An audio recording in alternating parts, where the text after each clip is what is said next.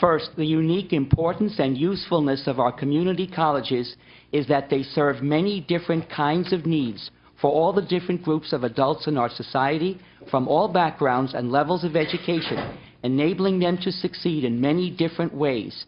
Because these task force recommendations limit success to a very narrow definition based only on certificates, degrees, and transfers, the task force would reduce our community colleges to junior colleges, thus eliminating many of the ways they help students succeed.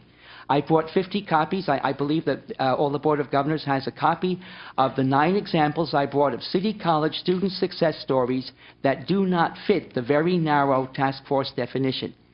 Second, the task force report makes 2 indefensible assumptions related to funding. First, it assumes that there is no hope of any significant increase in funding either now or in the future. This ignores both the probability that at some point the economy will improve and the necessity of making significant changes in our tax laws, for example, requiring millionaires and corporations to pay their fair share. Second, it assumes that because there is not enough funding now for all the wonderful services and functions our community colleges perform, those services and functions must be drastically reduced. This shows zero vision. In fact, the task force has it backwards.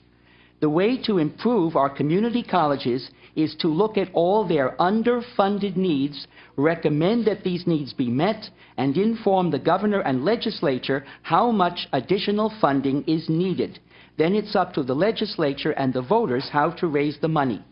State budget difficulties cannot justify cutting away at the community college's mission of lifelong education of all Californians.